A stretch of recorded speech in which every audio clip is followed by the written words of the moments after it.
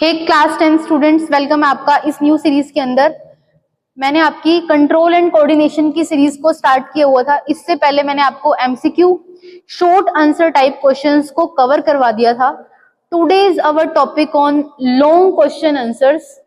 तो आज हमें क्या कवर करने हैं? लॉन्ग क्वेश्चन आंसर्स को क्या करना है, हमें कवर करना है। देरी ना करते हुए अपनी वीडियो को स्टार्ट करते हैं और एनसीईआरटी की जो आपकी एग्जाम्पलर की सीरीज है आप लोग उसे जरूर से जरूर देखिए, बिकॉज ये बहुत इंपॉर्टेंट सीरीज है। आपके एग्जामिनेशन पॉइंट ऑफ व्यू से बहुत ज्यादा आपकी करेगी, हेल्प करेगी। हाँ जी, so our first question is draw the structure of a neuron and explain its function.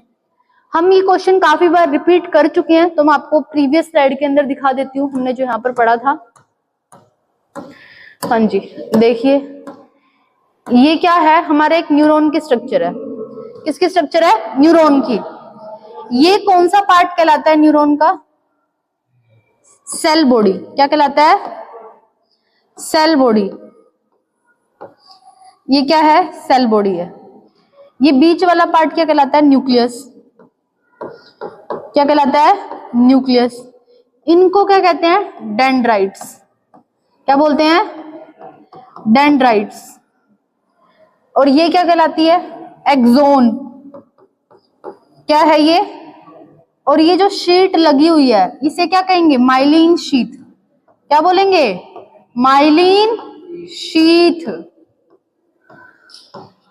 और जहां जहां पर ये शीथ प्रेजेंट नहीं है इसको क्या बोलेंगे? Nodes of Ranvier. Nodes of Ranvier. और ये इनको क्या बोलेंगे? Nerve endings. क्या बोलेंगे? Nerve endings. तो बेसिकली ये एक हमारा सिंपल स्ट्रक्चर है किसका? न्यूरॉन का। किसका स्ट्रक्चर है? न्यूरॉन का। अब आपका मान लो 5 मार्क्स में क्वेश्चन आ जाता है, तो आपको बेसिकली क्या करना है? सबसे पहले आपको स्ट्रक्चर को ड्रॉ करना है। कोशिश करना कि आप पेंसिल से ही स्ट्रक्चर बनाएं और साथ में क्या करें? उसकी लेबलिंग करें। क्या करें? लेबलिंग। लेबलिंग कोशिश करना कि आप पेंसिल के साथ करें और राइट हैंड साइड पर क्या करें? लेबलिंग करें। इतना बनाने के बाद फिर आप पॉइंट्स में लिखना स्टार्ट कर देना फर्स्ट नंबर पे, जैसे कि डेंड्राइट्स। डेंड्राइट्स क्या है? Basically dendrites are the nerve fibre which receive the stimulus. क्या करते हैं? ये स्टिमुलस को क्या करते हैं? रिसीव करते हैं। और फिर कहां पर भेजते हैं? सेल बॉडी में। और सेल बॉडी से कहां पर जाता है? आपका एक्सोन में। ये ट्रांसफर करने का काम करते हैं।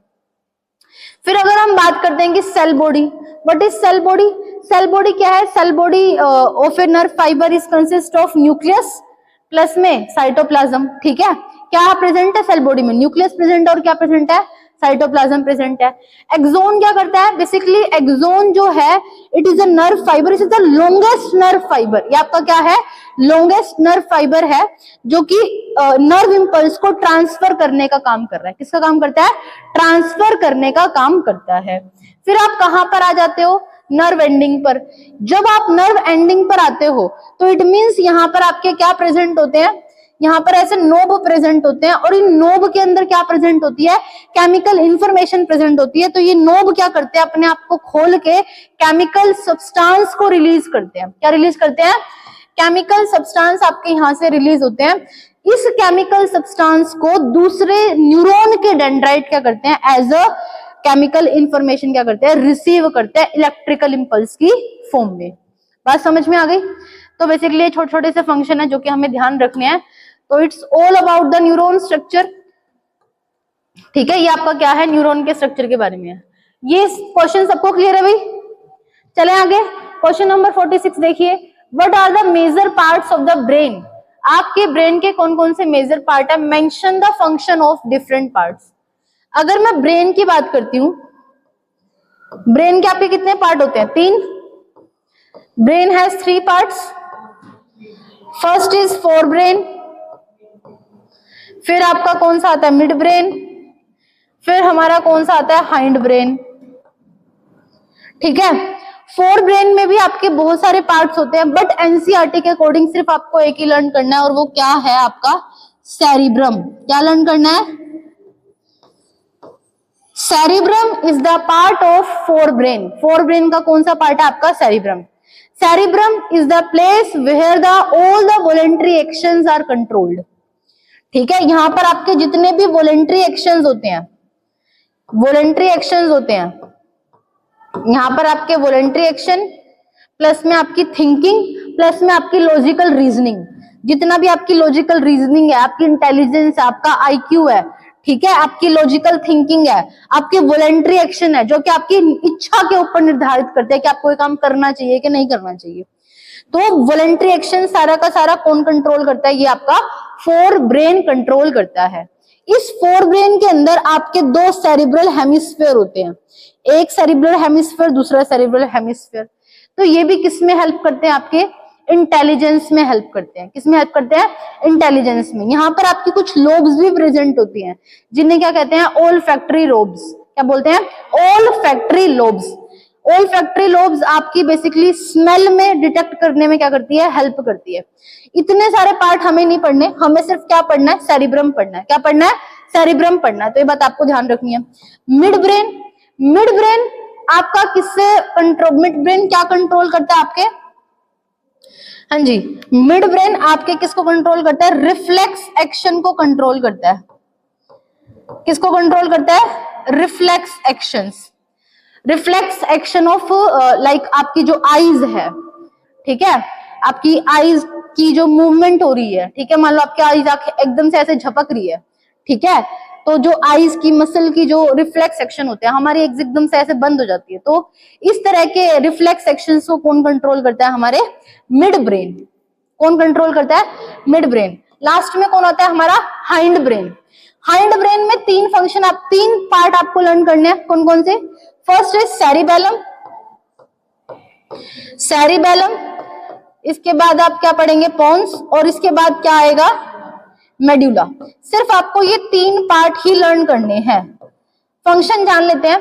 सेरिबेलम आपके कंट्रोल करता है पोस्चर और बैलेंस को। आपकी बॉडी की कैसा पोस्चर होगा, आपका कैसा, आपके कैसे क्या होंगे, बैलेंस होगा, उसको कोऑर्डिनेट करने का काम कौन करता है? आपका सेरिबेलम।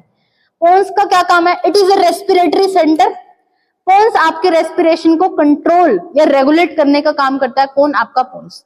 मेडुला, मेडुला आपके इनवॉलेंटरी एक्शंस को क्या करता है? Control. Involuntary actions like coughing, yawning, sneezing, तो जो आपकी इनवॉलेंटरी एक्शंस है, हार्ट बीटिंग, ये आपके क्या करता है? इनवॉलेंटरी एक्शंस को क्या करता है? कंट्रोल करता है। ठीक है, तो होपफुली आपको ये क्वेश्चन क्लियर हो गया होगा। लिख सकते हो अब इसके बारे में।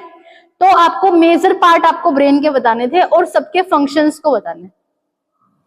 ठीक है, हाँ जी। क्वेश्चन नंबर 47 देखेंगे। व्हाट आर द constitutes the central and the peripheral nervous system? How are the components of the central nervous systems are protected? वो बोलते हैं कि सेंट्रल नर्वस सिस्टम और पेरिफेरल नर्वस सिस्टम के अंदर क्या क्या आता है। ठीक है, देख लेते हैं यहाँ पर हम लोग क्या क्या आता है हमारा। ठीक है, मैं थोड़ा सा आपको यहाँ पर बता रही हूँ। मान लेते हैं ये हमारा क्या है? सेंट्रल नर्वस सिस्टम है। ठीक है, इसके अंदर क्या आता है आपका? इसके अंदर आपका कौन आता है? ब्रेन आता है। और इसके अंदर कौन आती है? हमारी स्पाइनल कोड आती है। कौन आती है? हमारी स्पाइनल कोड आती है। ब्रेन आपके तीन पार्ट में डिवाइडेड होता है, फोर ब्रेन, मिड ब्रेन और हाइंड ब्रेन। ठीक है, ये आपको ब्रेन को ऐसे एक्सप्लेन करना है। जबकि आपकी जो स्पाइनल कोड होती है वो कहां से निकलती है? आपके कहां से निकलती है? आपके इस मेडुलर रीजन से निकलती है, यहां से। ठीक है, बेसिकली क्या होता है? ये आपका ब्रेन होता है। ब्रेन के ठीक नीचे हमारा एक यहाँ पर एक बोन प्रेजेंट होती है जिसको बोलते हैं ओसिपिटल बोन। कौन सी बोन होती है? Occipital bone. उस बोन के ठीक नीचे एक छोटा सा छेद होता है जिसको बोलते हैं फोरामन मैग्नम। उसी ब्रेन से हमारी क्या निकलती है? Spinal cord. क्या निकलती है? स्पाइनल कोड आपकी निकलती है। ठीक है, ये स्पाइनल कोड क्या है? एक सिलिंड्रिकल ट्यूब है। क्या है? सिलिंड्रिकल ट्यूब है। इसकी कवरिंग को कौन करता है? Vertebral column. कौन करता है? Vertebral column. Vertebral column. Brain की कवरिंग कौन सी होती है? क्रेनियम। कौन सी होती है? Cranium is a bony box which protect our brain. ठीक है, हमारा जो ब्रेन है, ठीक है, इसके ऊपर कौन प्रेजेंट होता है, एक बोनी बॉक्स प्रेजेंट होता है जिसका क्या नाम होता है, क्रेनियम। क्या प्रेजेंट होता है, क्रेनियम। हमारी ब्रेन की 3 मेनिंजेस होती हैं। कौन सी मेनिंजेस होती है, 3। मेनिंजेस का मतलब होता है मेम्ब्रेन होती है, जो कि हमें प्रोवाइड करती हैं क्या, स्ट्रेंथ, हमारे ब्रेन को इलेक्ट्रिकल शॉक से प्रिवेंट करने का काम करती है, मैकेनिकल स्ट्रेंथ प्रोवाइड करती है। भाई ऐसा नहीं है कि हमने अपने सिर पे कुछ मारा और वो ऐसे पिचक गया, ऐसा नहीं है, ठीक है। तो बेसिकली क्रेनियम क्या है, एक बोनी बॉक्स है। स्पाइनल कॉर्ड को कौन प्रिवेंट करता है, वर्टिबल कोलम। तो ये बात आपको याद रखनी है, याद रखोगे भाई। उसके बाद अगर मैं बात करती हूँ हमारे पेरिफेरल नर्वस सिस्टम की, पेरिफेरल नर्वस सिस्टम की अगर हम बात करते हैं, ये 2 पार्ट में कंसिस्ट होता है। फर्स्ट इज क्रेनियल नर्व्स, ये हमारी क्या आती है, क्रेनियल नर्व्स आती हैं। ये कौन सी आती है, हमारी स्पाइनल नर्व्स। क्रेनियल नर्व्स कितनी है, 12 है, और स्पाइनल नर्व्स कितनी होती है, 31। ठीक बोल रही हूँ ना मैं, 31 होती है। कितनी होती है, 31। तो क्रेनियल नर्व्स कौन सी होती हैं, आपकी जो ब्रेन से निकलती है, हमारे ब्रेन से नर्व्स निकल रही हैं, ठीक है। और क्रेनियल नर्व्स कौन सी होती हैं, जो कि हमारी स्पाइनल कॉर्ड से निकलती हैं, ठीक है। 31 नहीं होती। हाँ, ये एक और होता है, बेसिकली विसरल नर्व्स भी होती हैं, बट हमारी एनसीईआरटी में दे नहीं रखा, तो हमें पढ़ना नहीं है ये, ठीक है। हमें तो सिर्फ इतना ही पढ़ना है भाई, क्रेनियल और स्पाइनल, ये हमारा दे ही नहीं रखा, तो हमें पढ़ना नहीं है। क्लियर है भी सभी को। तो this is all about the what constituent the central and the peripheral nervous system, ठीक है, and how the components of the central nervous system are the protected. Component मैंने बता दिए, ठीक है। ब्रेन को तो कौन प्रोटेक्ट करता है, क्रेनियम, और स्पाइनल कॉर्ड को कौन प्रिवेंट करता है, आपका वर्टिबल कोलम। कौन प्रिवेंट करता है, वर्टिबल कोलम। क्लियर है सभी को। आ जाओ, mention the function of each of these hormone. अभी हमें क्या बताने हैं, इनके फंक्शन बताने हैं। क्या बताने हैं, फंक्शन। बताइए भाई, थायरोक्सिन का क्या फंक्शन है, बताओ।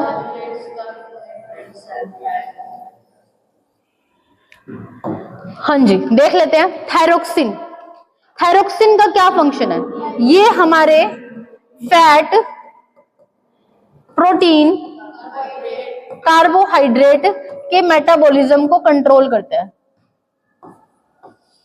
कार्बोहाइड्रेट मेटाबॉलिज्म को क्या करता है, कंट्रोल करता है। फैट, प्रोटीन, कार्बोहाइड्रेट के मेटाबॉलिज्म को क्या करता है, कंट्रोल करने का काम करता है कौन, थायरोक्सिन हार्मोन। कौन सिक्रेट करता है, थायराइड ग्लैंड। कहां पाई जाती है, हमारी नेक रीजन के अंदर। ये बात आपको ध्यान रखनी है। आ जाओ भाई, नेक्स्ट आता है इंसुलिन। इंसुलिन क्या करता है, ब्लड शुगर लेवल को कंट्रोल करता है। किसको कंट्रोल करता है, ब्लड शुगर लेवल को कंट्रोल करता है।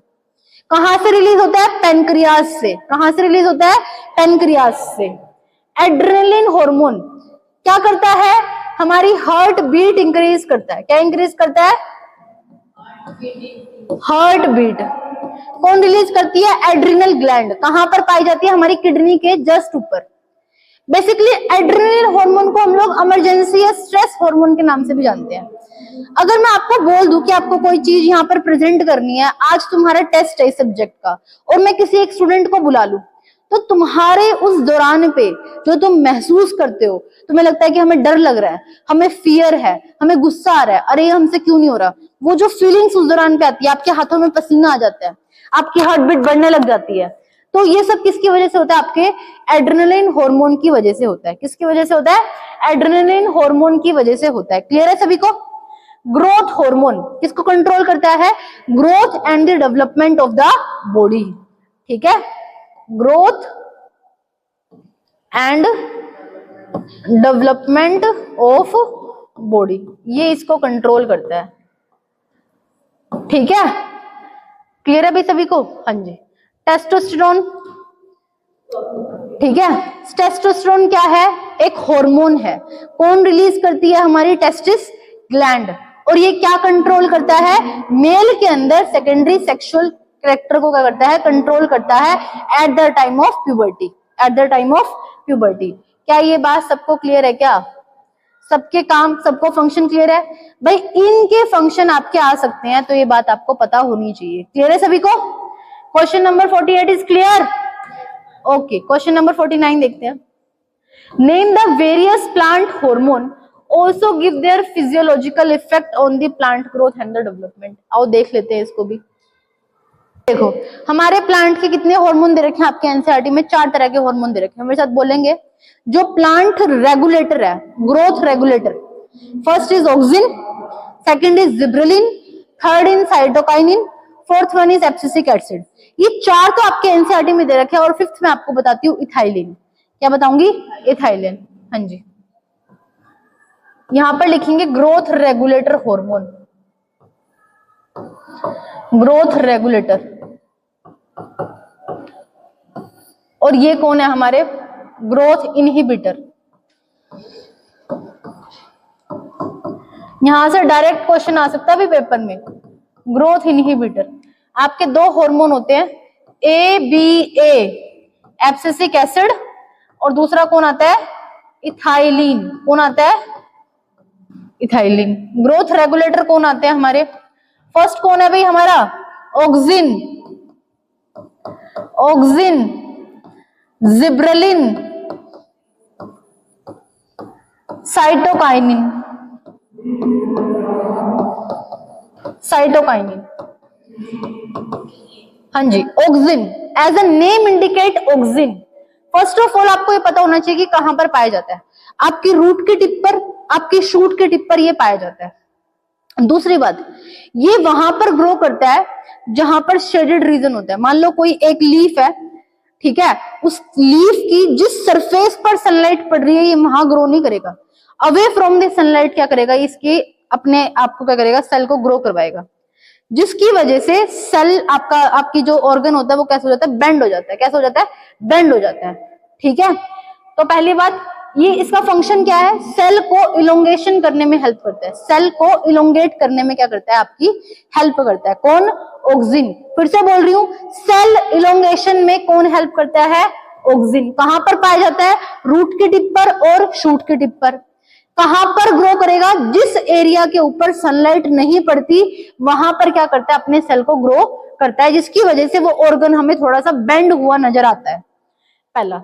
जिब्रेलिन, गब्बर की तरह लग रहा है ना, जिब्रेलिन, गब्बर। गब्बर कैसे होते हैं? बहुत लंबे लंबे। कैसे होते हैं? बहुत लंबे लंबे। तो एक किसको करेगा? स्टेम को इलोंगेट करेगा। किसको इलोंगेट करेगा? स्टेम की इलोंगेशन में क्या करेगा? हेल्प करेगा। जिब्रेलिन का मेन फंक्शन क्या है? स्टेम इलोंगेशन में क्या करता है? हेल्प करता है। कौन? जिब्रेलिन। फिर आता है हमारा साइटोकाइनिन। साइटो का मतलब होता है, हम इसके अंदर क्या पढ़ रहे थे? ठीक है, तो cytokinin, cyto means cell, kinin means division. Cell division को जो हार्मोन प्रमोट करता है उसे कौन सा हार्मोन बोलते हैं? Cytokinin. So there are auxin, gibberellin and cytokinin. These are the plant growth regulator. क्या बोलते हैं हम इसको? प्लांट ग्रोथ रेगुलेटर के रेगुलेटर बोलते हैं। और ग्रोथ इनहिबिटर कौन होता है हमारा? एब्सिसिक एसिड और इथाइलिन। बेसिकली एब्सिसिक एसिड क्या करता है? आपका इनहिबिटर का काम करता है, ग्रोथ को इनहिबिट करता है। ठीक है, मान लो कोई लीफ है आपकी, खराब हो गई है, वो डेड हो गई है, तो उसको लीफ को तोड़ने में हेल्प करता है, लीफ फोल्डिंग में हेल्प करता है। और इथाइलिन बेसिकली जब प्लांट के ऑर्गन को सीनेसेंस आ जाता है, सीनेसेंस का मतलब होता है बुढ़ापा आ जाता है, तो वो उसको क्या करता है? राइपनिंग ऑफ फ्रूट्स में हेल्प करता है। ठीक है, और सीनेसेंस मतलब उनको क्या करता है? वापस से गिराने में हेल्प करता है। कौन? आपके दोनों के दोनों हार्मोन इनहिबिटर का काम करते हैं। किसका काम करते हैं? इनहिबिटर का काम करते हैं। क्लियर अभी सभी को? आ जाओ। What are the reflex arc and give the 2 example of the reflex arc. बताओ भाई reflex arc क्या होती है आपकी? बताइए।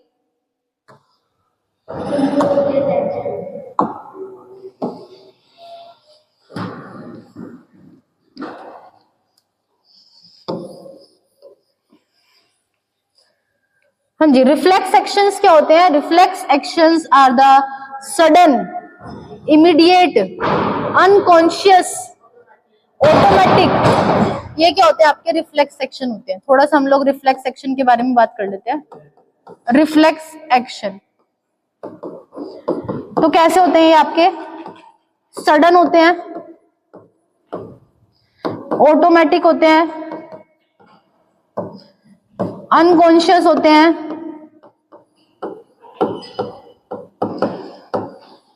ठीक है। तो ये आपके एक्शंस होते हैं, मतलब ऐसे एक्शंस जो कि इमीडिएट रिस्पॉन्स देते हैं स्टिमुलस को। जैसे कि मान लो मैंने किसी गर्म पानी पे हाथ लगा दिया, मान लो ये प्लेट है और ये बहुत गर्म है, मैंने एकदम से इस पे हाथ लगा दिया तो ये मेरे से छूट जाएगी। छूट गई तो इसका मतलब क्या है, बहुत सडन है, मुझे इसमें सोचना नहीं पड़ रहा कि मैं कितनी देर तक इस पे हाथ लगाऊं। समझ में आ रही है बात? तो basically these are the sudden, automatic और अनकॉन्शियस हमारे क्या होते हैं, एक्शंस होते हैं जब भी हमें कोई ऐसा स्टिमुलस मिलता है। और हमें इनको लर्न करने की भी जरूरत नहीं होती, ये ऑटोमेटिकली क्या देते हैं, हमें रिस्पॉन्स देते हैं। Basically generally this type of reflex actions are controlled by spinal cord. अगर हम लोग रिफ्लेक्स आर्क की बात करते हैं, जैसे कि फॉर एन एग्जांपल, हाँ अगर हम बात कर रहे हैं यहां से, मान लो ये क्या है, ब्राइट लाइट है, क्या है, ब्राइट लाइट, ऐसे चमकती हुई धूप है, क्या है, एकदम तेज आपको क्या दिख रही है, लाइट दिख रही है। मान लो बहुत तेज हमारी क्या आ रही है, लाइट आ रही है। इसको किसने रिसीव किया, रिसेप्टर ने। किसने रिसीव किया, और ये रिसेप्टर कहां पर है, हमारी आई के अंदर। फिर ये किसको देगा, सेंसरी न्यूरॉन, सेंसरी न्यूरॉन, ठीक है। ये कहां पर लेकर जाएगा, हमारे मिड ब्रेन में। मिड ब्रेन में हमारी एक मसल प्रेजेंट होती है, उसको देगा। फिर ये किसको देगा, मोटर न्यूरॉन को। क्या देगा, मोटर न्यूरॉन को। और इसके बाद क्या होगा, हमारी जो प्यूपिल है और जो आयरस है वो क्या हो जाएगा, श्रिंक। कैसा हो जाएगा, श्रिंक। मतलब जैसे ही ब्राइट लाइट पड़ी तो मेरी आंखें, हमारी आंखें ऐसे ऐसे नहीं हो जाती है। तो ये कैसा एक्शन है, ये एक रिफ्लेक्स एक्शन है। और इस पाथ को, जिस पाथ को रिफ्लेक्स एक्शन फॉलो करता है उसे क्या बोलते हैं, रिफ्लेक्स आर्क। बेसिकली आपको इसमें कुछ नहीं करना, रिफ्लेक्स एक्शन की डेफिनेशन देनी है, उसके बाद आपको एक रिफ्लेक्स आर्क का पूरा डायग्राम बना के दिखाना है। और दो एग्जांपल दे सकते हैं। First of all, when we are touching a hot plate, ठीक है, when we are touching a very hot iron, मतलब हम प्रेस को टच कर लेते हैं, गरम प्लेट को टच कर लेते हैं, हमारी आंखों में क्या आ जाती है, एकदम से ब्राइट लाइट पड़ती है, कफिंग, स्नीजिंग, यॉर्निंग। तो these are the reflex actions are controlled by, ठीक है। आपका स्पाइनल कॉर्ड भी कंट्रोल करता है और मिड ब्रेन भी क्या करता है, इसको कंट्रोल करता है। क्लियर है सभी को? हाँ जी। So our next question is 51. Nervous and the hormonal system together perform the functions of the control and coordination in a human beings. Justify the statement. देखिए इसमें क्या बताना आपको, वो कह रहा है कि nervous system and chemical control and coordination दोनों मिलके क्या करते हैं, आपकी बॉडी को रेगुलेट, कोऑर्डिनेट करने का काम करते हैं। इसको बताइए। देखिए नर्वस सिस्टम क्या करता है, बेसिकली फास्ट एक्शंस करता है। क्या करता है, फास्ट एक्शन, इमीडिएट रिस्पॉन्स देता है। मान लो हम लोग किसी भी चीज को कर रहे हैं, मान लो जैसे कि ठीक है, मेरे को, हाँ जैसे अभी हमने लाइट वाला एग्जांपल दिया, मेरी आंखों में बहुत ज्यादा लाइट पड़ रही है, तो ऐसा तो नहीं है मुझे बहुत दिनों तक अपनी आंखें ऐसे बंद करनी पड़ेगी, बहुत आराम आराम से मैं बंद करूंगी। तो बेसिकली जितने भी आपके नर्वस कंट्रोल होता है वो कैसा कैसा रिस्पॉन्स देता है, फास्ट। नर्वस सिस्टम आपके हमेशा फास्ट रिस्पॉन्स देता है, जबकि केमिकल कोऑर्डिनेशन का जो रिस्पॉन्स होता है वो कैसा होता है, बहुत स्लो होता है। कैसा होता है, बहुत स्लो होता है। नर्वस सिस्टम हमेशा जब भी ट्रांसफर होता है तो वो इलेक्ट्रिकल इंपल्स की फॉर्म में ट्रांसफर होता है, जबकि जो केमिकल कोऑर्डिनेशन होता है वो हमेशा केमिकल मैसेंजर्स को सिक्रीट करता है, हॉर्मोन्स को सिक्रीट करता है। वो जाकर आपके ब्लड में जाते हैं और ब्लड में से भी जाकर वो टारगेट एक्शन पर, टारगेट टिश्यू के ऊपर क्या करते हैं, एक्ट करते हैं। नर्वस सिस्टम के थ्रू जब भी आपकी कोई भी प्रोसेस होती है तो बहुत फास्ट हमें रिस्पॉन्स देती है, वो बहुत फास्ट प्रोसेस है, जबकि केमिकल कोऑर्डिनेशन बहुत स्लो प्रोसेस है। बात समझ में आ रही है? नर्वस सिस्टम के जो इलेक्ट्रिकल इंपल्स होते हैं वो कभी भी ब्लड में नहीं जाते आपके, ठीक है, जबकि आपके जो हॉर्मोन्स रिलीज होते हैं केमिकल कोऑर्डिनेशन के, वो आपके हमेशा कहां पर ट्रेवल करते हैं, आपके ब्लड में ट्रेवल करते हैं। जितने भी आपके नर्वस सिस्टम के अंदर इलेक्ट्रिकल इंपल्सेस होते हैं वो स्पेशलाइज्ड न्यूरॉन के थ्रू क्या होते हैं, आपके कंट्रोल होते हैं, जबकि आपके जो हॉर्मोन्स होते हैं उन्हें कौन रेगुलेट करते हैं, आपके एक पर्टिकुलर टारगेट ऑर्गन के ऊपर हम क्या करते हैं, उनको एक्ट करवाते हैं, ठीक है। तो वो बोलता है कि ये दोनों मिलके, हाँ जी, तो बोलता है कि अगर इन दोनों को जोड़ दिया जाए तो हमारा क्या देखने को मिलता है, बेस्ट कोऑर्डिनेशन देखने को मिलता है। क्या देखने को मिलता है, बेस्ट कोऑर्डिनेशन देखने को मिलता है। तो ये बहुत थ्योरेटिकल क्वेश्चन था, आप इसे अपनी लैंग्वेज में अपने आप इसको क्रिएटिव करके बहुत अच्छे से लिख सकते हैं। ठीक है, how does the chemical coordination takes place in the animals. वो कहता है कि केमिकल कोऑर्डिनेशन आपके बॉडी के अंदर कैसे देखने को मिलता है, एनिमल्स के अंदर कैसे देखने को मिलता है। बेसिकली केमिकल कोऑर्डिनेशंस के अंदर क्या सीक्रेट होते हैं आपके, मान लो ये आपकी क्या है, कोई भी टारगेट सरफेस है, क्या है, टारगेट सरफेस है, ठीक है। ये केमिकल कोऑर्डिनेशन आपका होता है एनिमल्स के अंदर। ये पहली बात तो किसको रिलीज करता है, हॉर्मोन्स को रिलीज करता है। किसको रिलीज करता है, हॉर्मोन्स को। और हॉर्मोन्स क्या होते हैं आपके, केमिकल मैसेंजर। क्या होते हैं, केमिकल मैसेंजर, केमिकल मैसेंजर, ठीक है। और ये हॉर्मोन्स को कौन सिक्रेट करते हैं, आपकी ग्लैंड। कौन सी ग्लैंड सिक्रेट करती है, एंडोक्राइन ग्लैंड। कौन सी सिक्रेट करती है, एंडोक्राइन ग्लैंड इनको सिक्रेट करती है, किसको, हॉर्मोन्स को। इन हॉर्मोन्स को कहते हैं केमिकल मैसेंजर्स। ये केमिकल मैसेंजर कहां पर जाते हैं फिर, ब्लड में, और ब्लड से कहां पर जाते हैं, आपके टारगेट ऑर्गन के ऊपर जाते हैं, टारगेट टिश्यू के ऊपर जाते हैं। तो इस तरीके से आपकी बॉडी में केमिकल कोऑर्डिनेशन देखने को मिलता है। जैसे कि आपकी एड्रिनल ग्लैंड हो गई, ठीक है, आपकी टेस्टिस ग्लैंड हो गई, आपकी ओवरीज ग्लैंड हो गई। तो ये क्या करती है, बेसिकली हॉर्मोन्स रिलीज करती है, ठीक है, क्योंकि एक ऐसी ग्लैंड होती है, डक्टलेस ग्लैंड होती है, डायरेक्ट अपने हॉर्मोन्स को, केमिकल हॉर्मोन्स क्या करती है, सिक्रेट करती है। Our next question is 53 question. Why is the flow of signals in a synapse from axonal end of the one neuron to the dendrite end of the another but not the reverse?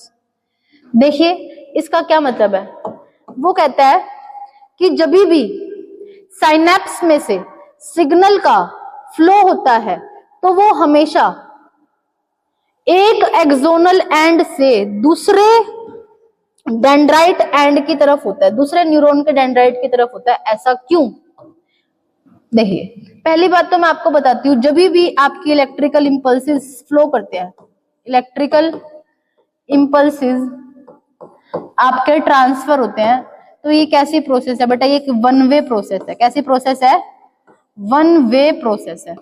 One way का मतलब होता है केवल एक ही direction में flow करती है। जैसे कि फॉर एन एग्जांपल, ये मैं थोड़ा सा बना के दिखा देती हूँ आपको।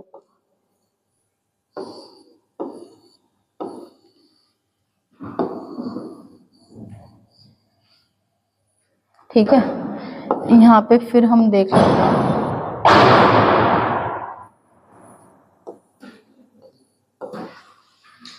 ठीक है, तो आप देख पा रहे हैं ये कौन सा रीजन है, साइनेप्स। कौन सा रीजन है, synapse. Synapse is a region or is a area between one nerve ending and the other dendrites, other neuron dendrite के बीच में क्या रीजन है, एक साइनेप्स का रीजन है। देखिए ये क्या है आपके डेंड्राइट्स। डेंड्राइट्स क्या करते हैं, आपके स्टिमुलस को रिसीव करते हैं। क्या करते हैं, स्टिमुलस को इसने रिसीव कर लिया, ठीक है। रिसीव करने के बाद ये इसको यहाँ पर भेजेगा, कहां पर भेजेगा, एक्सोन में। एक्सोन से कहां पर जाएंगे, ये नर्व एंडिंग में। कहां पर जाएंगे, नर्व एंडिंग में। ये जैसे ही नर्व एंडिंग में जाएंगे तो यहां पर जाकर क्या रिलीज करेंगे, कुछ केमिकल रिलीज करते हैं। क्या रिलीज करते हैं, केमिकल। ये केमिकल रिलीज करते हैं। केमिकल रिलीज का मतलब होता है बेटा, जैसे कि एसिटाइल कोलाइन एक केमिकल होता है, वो क्या कर दिया इन्होंने, रिलीज कर दिया। क्या कर दिया, रिलीज कर दिया, ठीक है। अब ये केमिकल को कौन रिसीव करेगा, ये डेंड्राइट रिसीव करेगा। क्या रिसीव करेगा, ये डेंड्राइट रिसीव करेगा।